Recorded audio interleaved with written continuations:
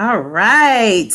Women in, I'm sorry, my dog is giving problems right now. Women of I color love it. retail. It is good to be with you today. Super, super excited to be pitch hitting from my dear friend, colleague, and mentor, Kim Miner, who won't be able to join us today. But I couldn't be more excited and more privileged to be able to be a part of this beautiful conversation with Shawuan Johnson. The beautiful thing about this particular seat that I get to sit in today is that it really actually speaks to why women of color in retail exist. I think about the fact that Shawuan, you and I were at a company together in the early stages of our career. Yes, very early. Stages of our career. And on the latter part of that career, in that same place, is how Kimberly came into my life.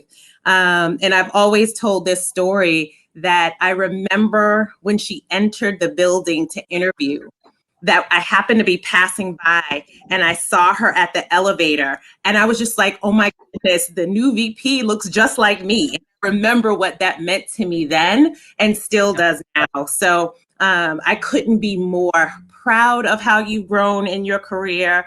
Couldn't be more excited, and really just knowing that this is such a special sisterhood that we share together. So I'm just so blessed and fortunate to be able to share this space with you and get to really hear more about your story. And so, what I would love to do to kind of start us off, I know we know your title, you know what you do, we know what you do, but I would really love to know more about, or I think the audience would really want to know more about who you are. What when if instead of the standard intro that would come and follow with the name Shawuan Johnson, who are you? How would you describe yourself?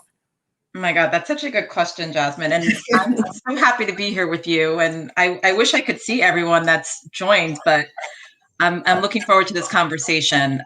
Who am I? I think I know the first thing that comes to mind is I'm a mother. I am a mother of a beautiful 12-year-old girl.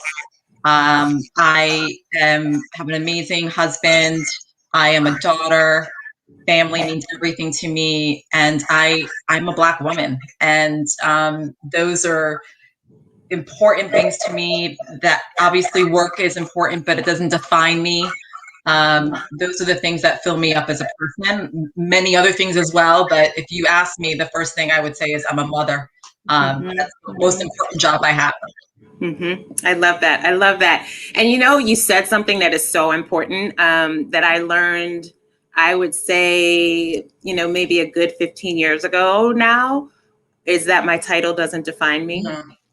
Mhm. So Yes. given the context of this conversation, I would love for you to go a little bit deeper on that. Tell us a little bit more about that. Yeah, I think it's, when you're starting out in your career at the very early stages, you're always looking ahead. You're like, I want to aspire to be that president, that EVP, the SVP, all great goals. And as you start, and as you know, you start to progress in your career, you realize the title is great, but at the end of the day, you want to feel fulfilled. You want to ensure that you're making an impact to the business. And the title becomes a nice to have, because after that first announcement goes out and you get the promotion, the glitter falls away and it's like, what am I really doing? And so I think, I've learned over the years that it ultimately comes down to, do I love what I do? Am I still passionate about my day to day? Am I able to make an impact? The title is great, but it's not what will sustain you, and it certainly hasn't sustained me. And that's been something that you start to learn as you get older. And I it's crazy when I think about my career, and to even say 20 plus years, I literally feel like I started yesterday, which it goes so fast. But that's probably one of the biggest lessons that I've learned just through my journey. And it's also important to check back in with yourself, and obviously you want to be recognized for what you do. You want to have your title reflect that. but it's definitely not going to be the only thing that will keep you going. I remember the first time, and I know many of us are this way, right? We're the type A's, as Black women, in the context that we come from, and not to generalize, but I think there's some characteristics that we can share, right? That we come from a very performative culture, and that we know that we've been held back from so much from a generational standpoint for so long, that we know what are the things that it takes for us to get up the hill, right? What success looks like. Yeah. So there's beauty in that, right? There's beauty in that resilience, and even in that resistance to keep pushing. But there's, on the other side, to your point, that you get to this place that even the title isn't me. Mm-hmm. I am so much more than that title. And then, or on the flip side, what happens when that title goes away? Yeah. Who are you? Exactly. And that's exactly why I just thought it was so critical for us to start that way, because at the end of the day, whether you stay where you are now or you go somewhere else, you're still you. Mm-hmm. Sometimes we lose sight of that. But I think, Jasmine, you touched on something that it made me think about. I don't want to downplay that recognition isn't important, especially for us as a people, because I remember when I first hit vice president, and the look in my father's eyes and my mother's eyes in terms of just how proud they were for their daughter, for the success she achieved, because, they never reached that status. And so, to your point, for us as a people, those titles matter, right? And also for me within the organization, that matters, because, as you know, we're unicorns. This doesn't, this is not the everyday thing. So as much as I say, okay, your title doesn't define you, for us, it does mean something, right? Like it matters. And so I think it's just balancing that out, that, it represents something outwardly, but you still have to ensure for yourself personally that you're not just getting caught up in that part of the business, and that really you're checking back in with yourself to make sure that no matter what level you are, what you're doing, are you happy? Are you feeling good about what you're doing? And listen, you're not going to be happy 24/7. There are definitely going to be times when you wake up and you don't want to go to work, or you're just having a tough day, but you just have to do it anyway, and you have to show up. And so I think those things are really important. I just wanted to get across. Yeah, I think what you just said is so particularly powerful. One, A.R. Bernard always says, balance is the key to life. Mm-hmm. And it's interesting. I heard something last night that went even further, that it's about balancing, yes, not necessarily about balance, right? So to your point, how are we balancing it all as we move along? Mm-hmm. You're right. And I know we'll talk about this as we continue our conversation. Recognition of the value that we bring to the table and the impact that we have, that is real as well. Mm-hmm. But I'd love to ask a follow-up question on one of the things that you said about checking in with yourself. Yeah. So when you check in with yourself now, how are you doing? Oh, it's up and down, to be honest. I mean, there are days where it feels great. I feel invigorated. I feel hopeful. And listen, I'm a positive person. But there are other days, with everything that we've gone through, not only this past year, but for us as a people, it can be a challenge, and the weight of that sometimes can be heavy. So I have good days and bad days, just like anyone else. And to your point, I honestly every day check in and say, okay, how can I balance this feeling that I'm feeling? How do I maybe turn this negative emotion into something that's, and not always positive, but just kind of get out of my rut? And so I am actively working on those things, trying different tools. And that's just part of, I think, life. You never kind of get to the place, right? Like, and that's also back to what we're talking about with your career. You never get to the place and you're like, I've done everything, I'm done. I am the type of person that is always inquisitive, trying to grow. And so, I try different things. I try to meditate when I can. I like to go running, and, I've just started gardening, and I find that that is actually really therapeutic for me. But there are days where I'm just like, I just want to lay on the couch and watch some Netflix and binge watch TV because I can't think anymore. It's too much. And I think you have to give yourself that time, and that's also okay. And listen, I certainly don't have it figured out, but that's sort of a long answer to your question. I have good days, I have bad days. And I just think it's just giving yourself space to feel those things, because I think you need to feel things that aren't always positive, because sometimes that, again, gets you to another plateau, another level to push yourself or others. And I try to keep that philosophy when I'm feeling down, just reminding, like, it's normal. You're human. You're going to get through this. Yeah. Yeah. There's so much that you just said in there that we could unpack. And I think that the truth is, you're right. Right. First of all, there's always going to be some challenge. Like, life hasn't gotten good because there's no challenge, right? So I think Exactly. so for you, what you just said that I think is so powerful, it's how do we take care of ourselves during those seasons, Mm-hmm. while acknowledging where we are. And I think that is so powerful. You talked about, giving yourself space.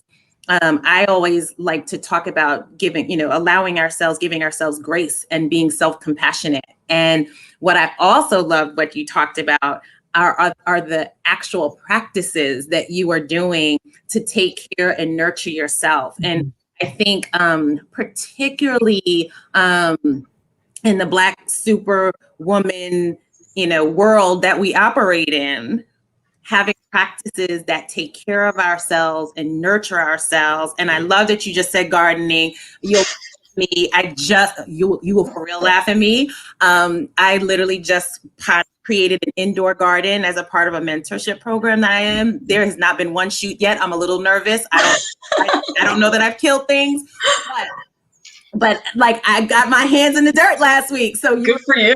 That.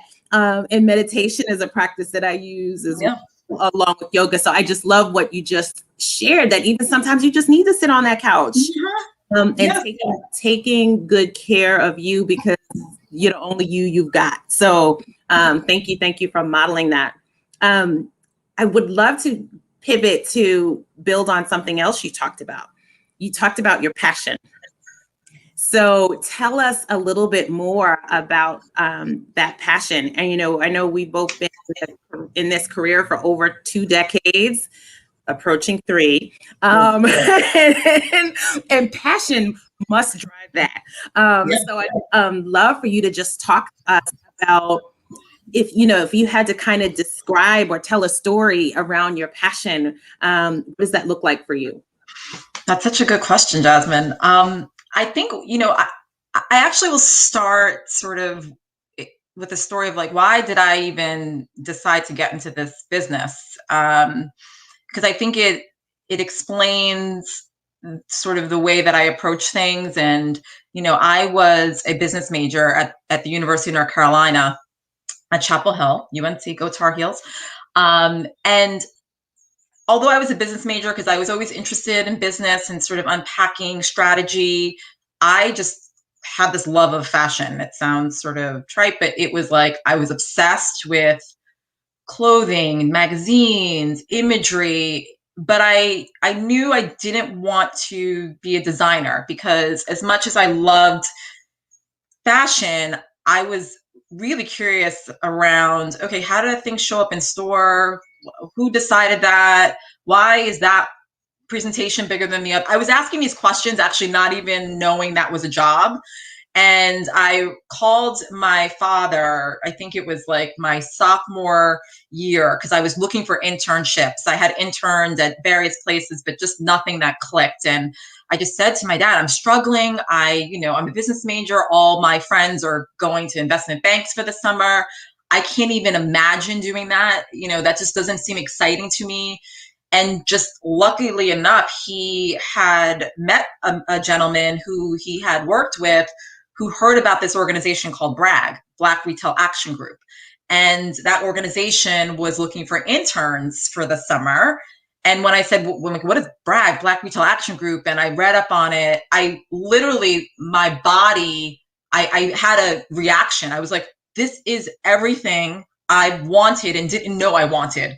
And light bulbs went off. I applied. I got the internship.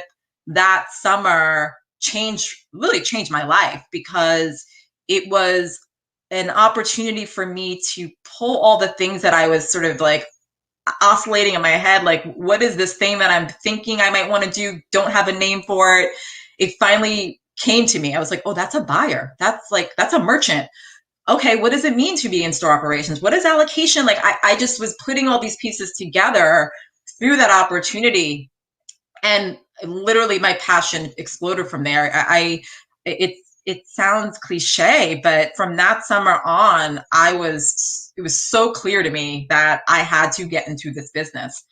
And, I have to say, I feel so blessed that I was able to find a career that spoke to my heart and my head and is challenging every day. I think this is why we love the business that we're in.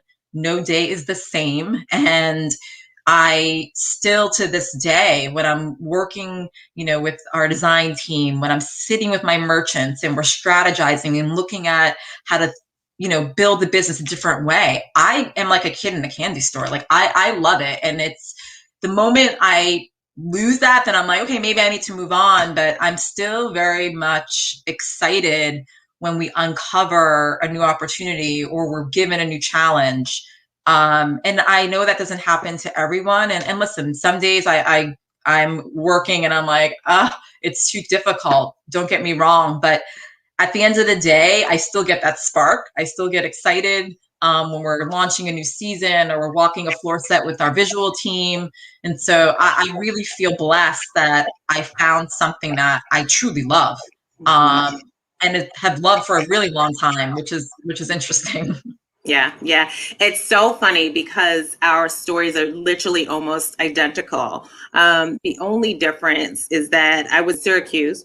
And instead of me being in Bragg, I was in Inroads, but literally the same kind of stories. So it may sound cliche, but both of us are clearly in the same cliche. No, it's also, I think, Jasmine, an example of why organizations, programs are so important, right? It's not, I don't think it's by chance, right, that we are sitting here today.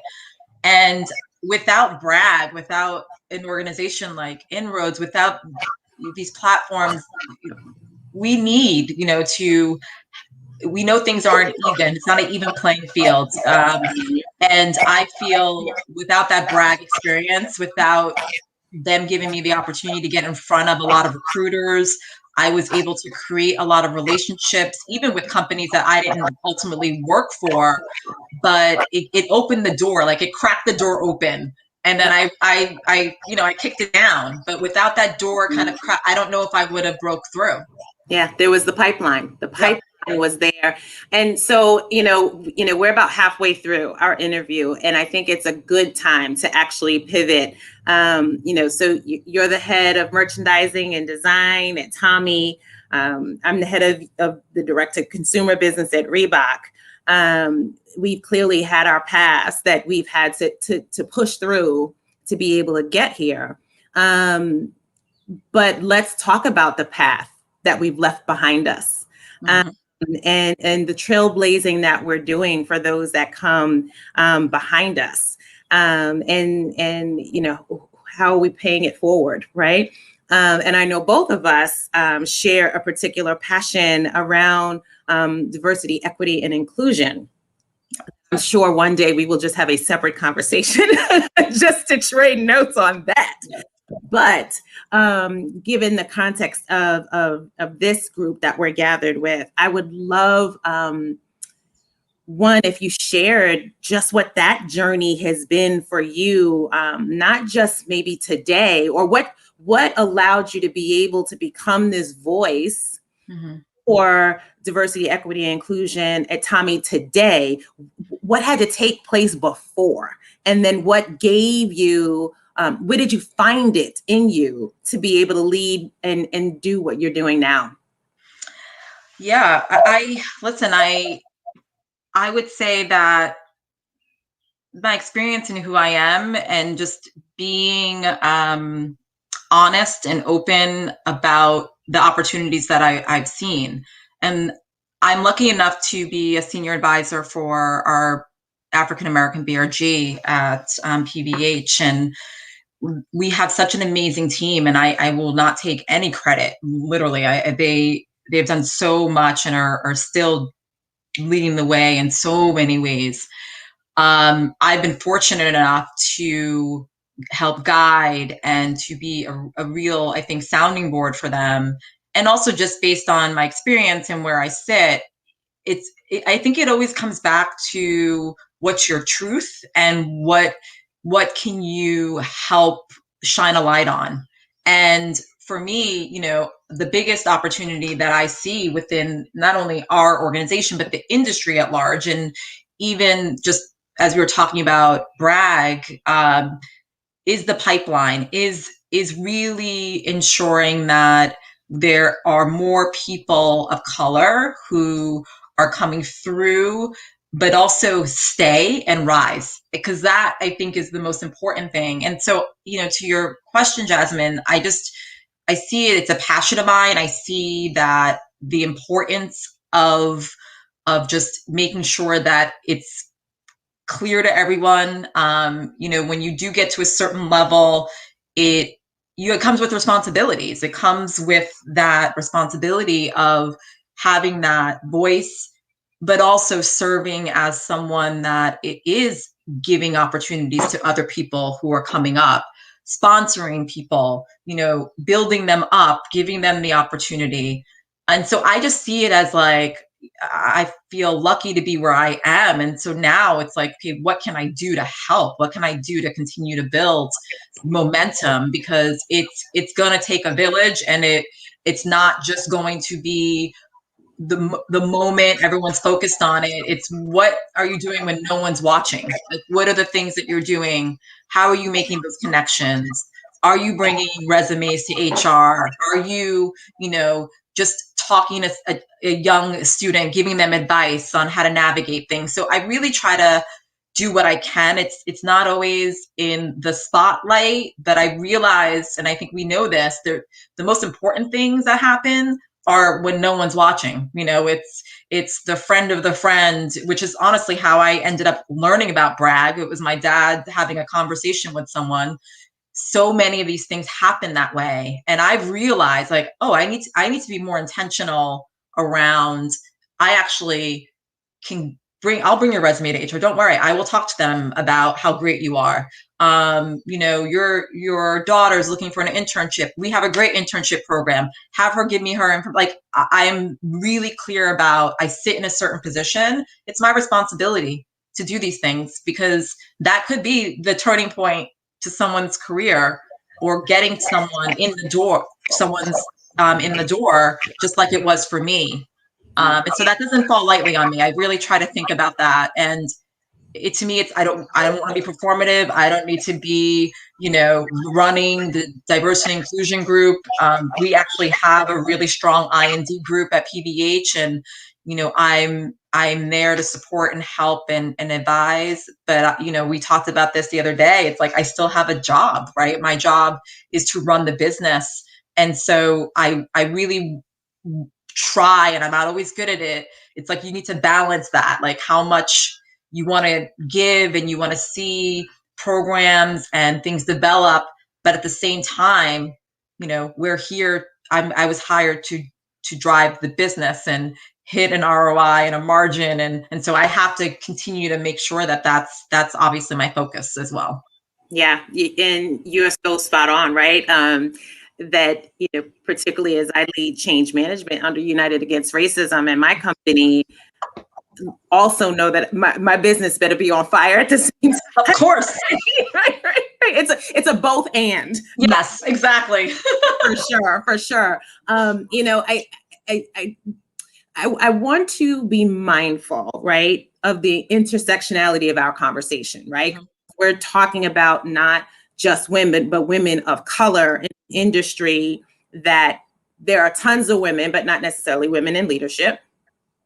Yes. And then there's also the fact there's not necessarily the representation, or that we're an unrepresented group in that.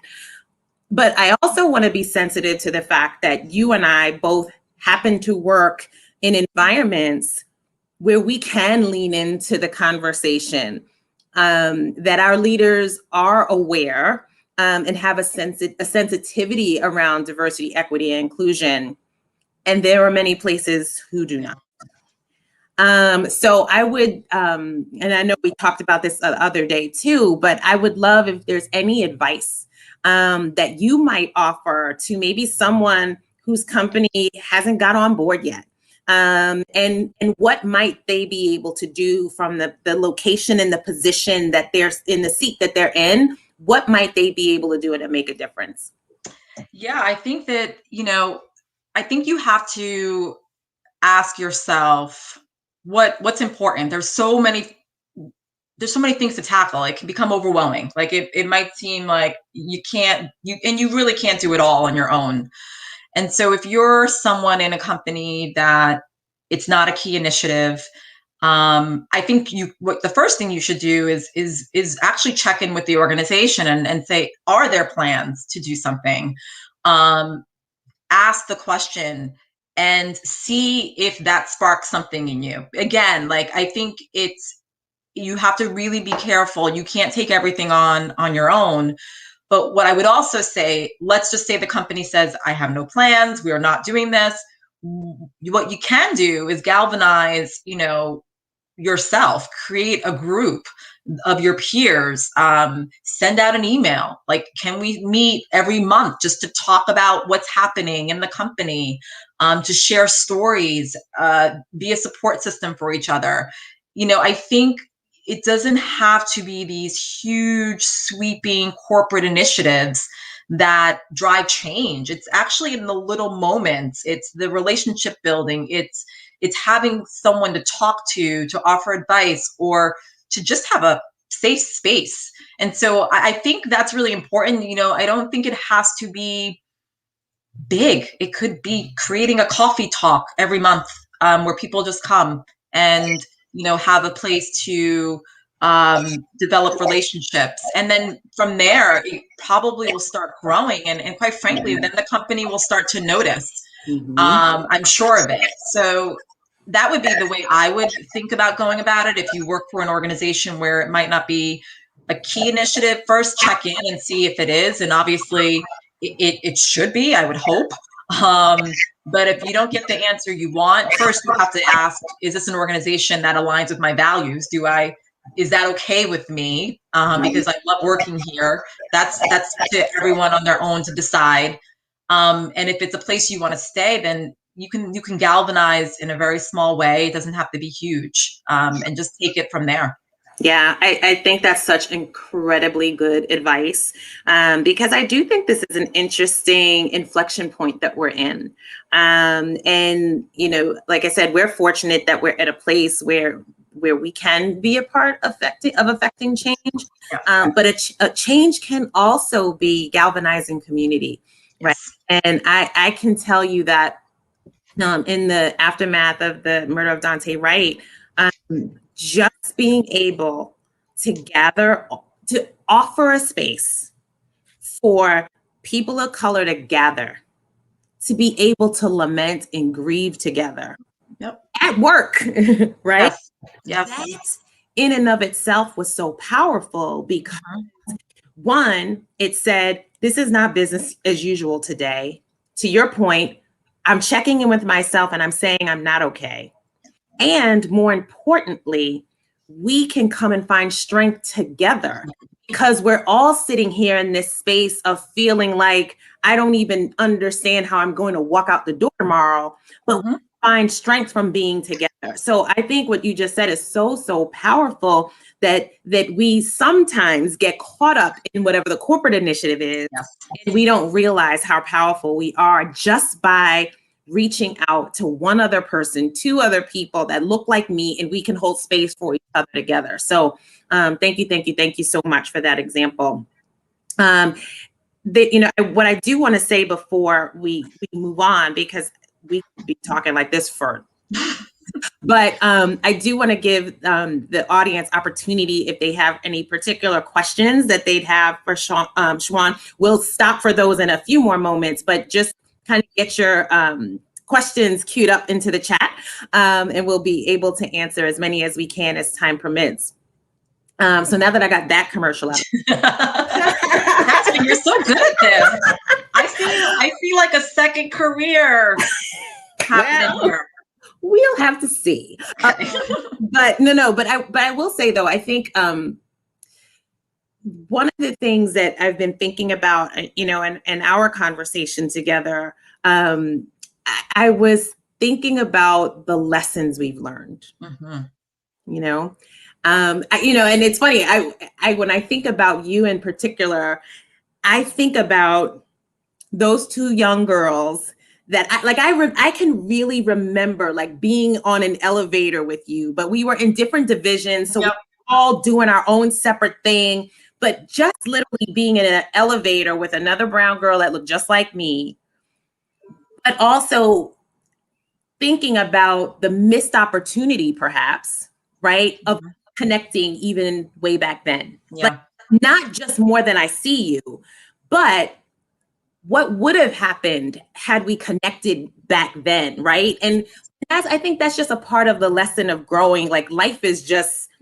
much at that moment, but I sit back and I think back about what could have been. And now, listen, I'm also clear that everything happens exactly the way it's supposed to. Right reason, yep. But I do think it's important sometimes that we share those reflections, because there are those who can catch them now and start implementing them in their lives. So I think I love this question in the personal side, but I would like it in the professional text. What are those lessons that tell to your 21, 25, 30-year-old self that you think are just, that is such wisdom today, that you just didn't have back then? What would you tell yourself in those earlier stages? Well, you mean what I tell myself now, because I'm still 30. Yes. Don't, we do look at like. Yeah, I will say. Oh my gosh. So, what would I tell myself? Well, first of all, I would tell myself to relax. It's going to be okay.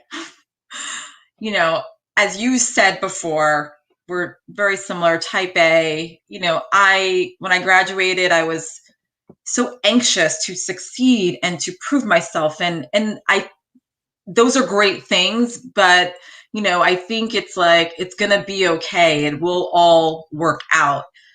The other thing I would say is, and this is, lessons along the way, is I think it's really important that everyone stops comparing themselves to others, because especially now with social media, I can't even imagine if this was happening when I first graduated. It's so challenging. And when you're that young, and even now it's challenging when you see everything going on, but even within your company, you really have to try to not compare yourself and really focus on you, because your path might look different. And I believe it's a distraction when you're so worried about someone else and what they're doing, what they're achieving. What you should be doing, and what I did do very early in my career, is I would watch the room. I remember my early days at Ann Taylor, sitting in a bestseller meeting, and when I wasn't even able to sit at the table because I wasn't allowed to, but I was watching every merchant at that table, and I would watch and see how they spoke to their business. And then I would see how the president reacted to what they were saying, and what were the things that he responded to, what were the things that, they were impressed by. I would just sort of absorb a lot and watch things. And so that doesn't really answer your question, but I just remember for a minute, those were the things I remember very early on that I believe helped me. And it wasn't about, again, back to I wasn't comparing, I was observing. And I was sort of, again, learning, sort of becoming a sponge on, ah, I that's awesome, or that's a really insightful thing they said. First of all, what did she just say? I don't know that term. Let me find out what that is. What does it mean when she's talking about her growth and margin over last year? At that time, I was like, I don't know what that even is. So these are the things I remember very early on. The other lesson I would say that, and this is something, again, I'm not really answering your question, Jasmine, so I'm sorry, but the lesson though that I think is important is, and I don't know how many people are listening to this who are very early in their careers, because again, you feel like you might be stuck, you get frustrated that you're not accelerating enough. I understand that, but you do have to be patient. But in that patience, I think it's really important that no matter what level you are, what task you're doing, that you, again, it's not a new thing, but you are the best at it. And I mean it. I mean it to the point where the group you're in, the department you're in will not survive if you are sick that day, because you are the best at it. You will realize no matter how small the task is, those little things are recognized. I remember being an assistant merchant, and my goal was to have the best organized sample rack of any of the merchants. I had to have the best tags. All the information had to be there, because when my merchant went to the rack, I wanted her to have everything she needed for the meeting. And I wanted to create a name for myself at literally like everything that I did. I was like, I want to be the best at it. So when they talk about, whose reconciliation was perfect, I'm like, I was the best reconciler. I was the one who did it. I trained all the assistant merchants on reconciling. It was, I just remember the advice my father gave me, and we've all heard this, you are going to be judged differently than your white counterpart. And that's just the reality. And so in many ways, I think that fueled me to just wanting to stand out and to go above and beyond at every single thing, because I just knew that was going to be what perhaps made a difference in getting me to that next level. And so I will say, for anyone who is sort of feeling that frustration, or no, I don't want to run and get that sample, no, I don't want to, track my deliveries because it's boring. You're not going to be doing that forever. So kill it. And the more you kill it, the less time you'll be doing it. So I just think that's really important, and to remember, and honestly, remembering that throughout every level that you're in. And so I think the other important thing is to know that there are also going to be moments when things aren't going to go your way. You're going to be in a room, in a meeting. You might not feel comfortable, especially, if you're the only one, or someone takes your idea, or you're just not being heard. I was listening to something Oprah said, and she's like, even in those moments, find the lesson. And that isn't always easy. Like, you have to find the lesson in that. So why are they speaking over me? What is it? And listen, it could be their issue, but that's the best way around that, is to say, okay, I need to maybe navigate the situation a little differently. Don't be the victim, because there are going to be things thrown our way all the time. And I found that just that mindset shift of like, no, I'm actually going to figure this out. It just changes how you show up, changes how you start building relationships, even the challenging ones. So that's another important thing that I've learned, and am still learning. I'm still learning. That I feel like has helped me in certain situations, especially when they're not always the most positive or they're challenging. You got to find the lesson in that, and use it to your advantage as much as you can. Yeah, you dropped so many jewels in that. You didn't think you were answering the question, hitting the ball out the park. One, I love that you started with relax, it's going to be okay. Yeah. I love that because it's funny. I literally just said that to a mentoring circle earlier, right? Just, it's going to be okay. Whatever the thing is, whatever all the things that are running in your head, it's going to be okay. And it's funny. When you talked about watch the room, I was going to add be a sponge, and then you said it. And I know that you're not even at the table, you're on the chair that's on the peripheral of the room. Oh yeah. But you better use it as your classroom to learn and to grow. And it's so funny. I remember a scenario watching my then SVP walking with our president.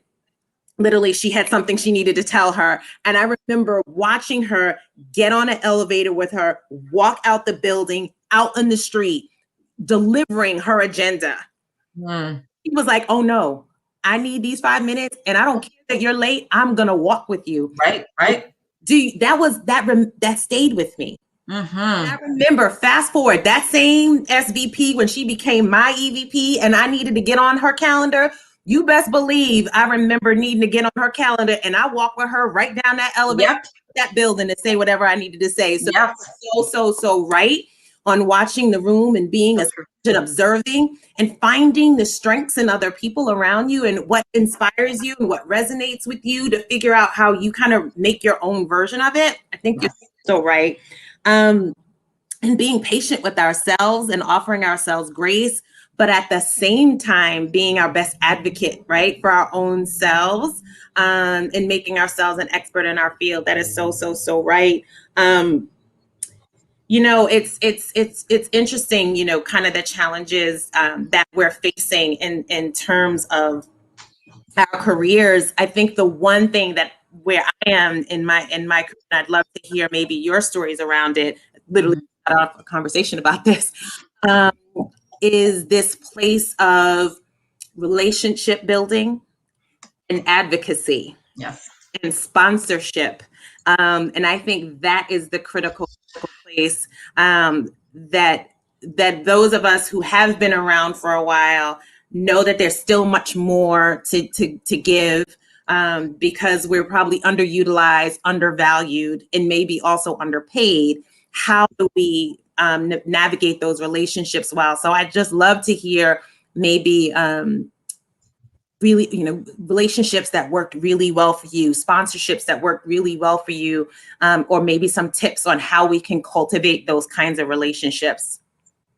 Yeah, it's so important. It's funny, Jasmine, I was thinking about this conversation and I was sort of mentally going through my career path, and I realized that outside of, my first job at Ann, all my subsequent jobs came based on someone referred me or someone called me and said, come work for me. And to that point, that's about relationships. That's about, really developing your brand. And I hate to say brand, but it is sort of what do you want to be known for and what impressions have you made on people? And I also think it's critical for people to understand the relationships are not always about I'm building a relationship with a senior person, right? So I've gotten probably more out of my relationships with my peers and even the people who are junior to me, because there's so many different ways to go in terms of potential opportunities and or insight. So my peer relationships are really there to not only within the company to brainstorm, to sort of like, when this came up, how did you navigate that? And honestly, even outside of the merchant role, it's important that it's not just within your function. I think you need to reach out to what's happening in planning, what's happening and obviously the merchant, you're touching so many things. So those relationships are easy to build. But I've gotten so much out of that. And even just like being able to probe and ask questions outside of just like at a meeting, but like having a drink with someone and say like, what are you guys thinking about these issues that are happening in India? So really being a student, and I leveraged a lot of my peers for that. And I would also say for the people who are, for myself, even when you're looking at leaders who are above you or you aspire to be, I think you just have to, it has to be authentic. I think you have to try to find the person that you connect with, because what you don't want to do is have it feel forced, because those are, I think, aren't the most successful relationships.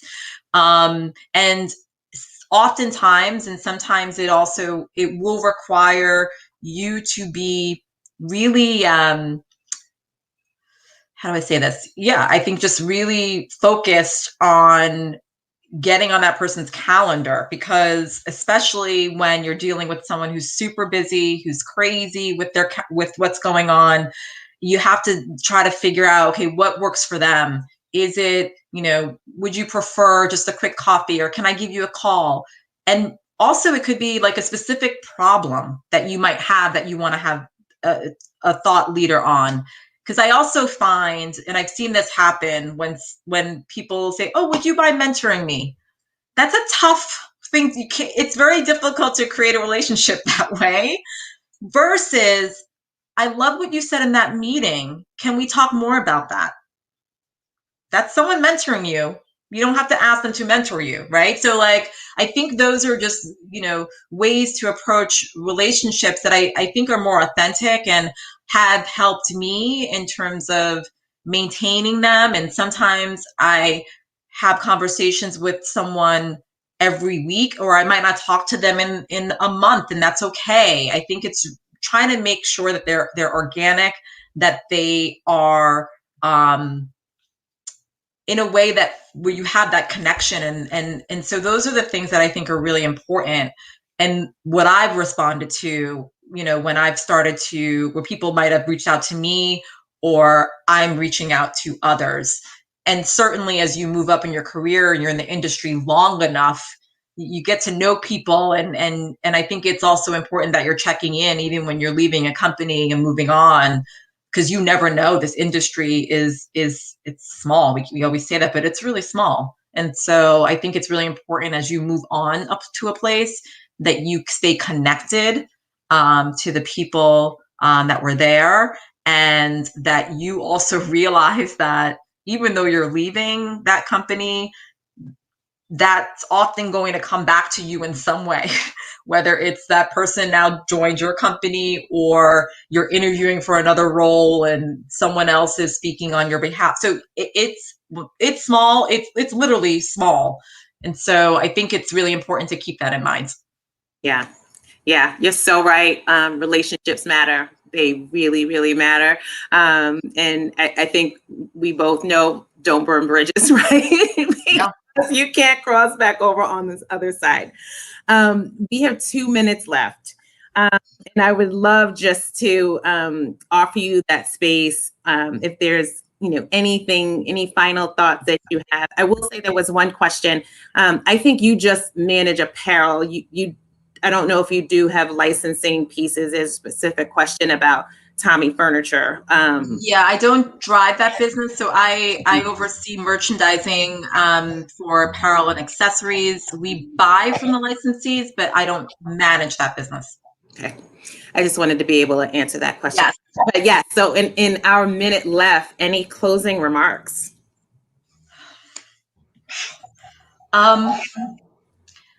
Yeah, I would say, listen, I feel like we are unicorns, but I feel hopeful, and I am encouraged about so many things. And for conversations like this, because we need to create these platforms for us to just talk and to discuss the good, the bad, the ugly.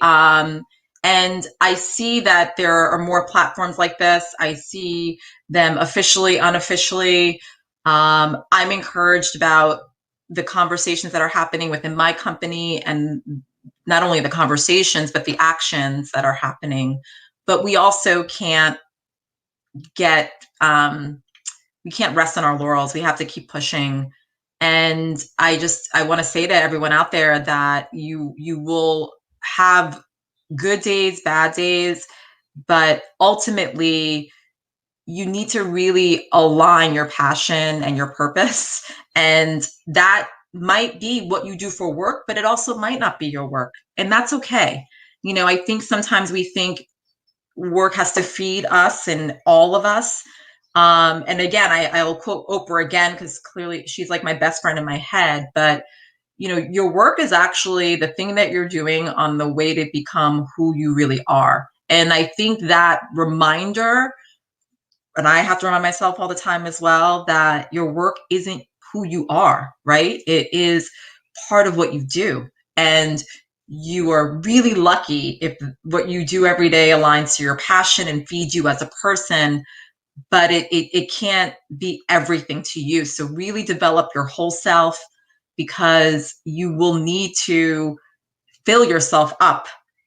When work is tough, business is tough, it can't just be all about your job and your title, and what you're doing Monday to Friday, 9 to 5 or longer. Develop your whole self so you have things to fall back on when it can be challenging. Yeah.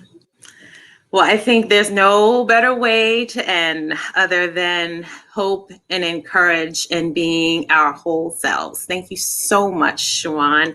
Thank you, Jasmine. Amazing time. I can't wait to actually be able to see and hug you live. I know it's been so long. We have to figure out that. I know. Offline. We will make it happen. We will make it happen. But thank you for being here today. Thank you for having me. Women of color in retail. Kimberly, we miss you and love you, and see you at the next conversation. Take care. Bye, Jasmine. Thank you so much. You're welcome.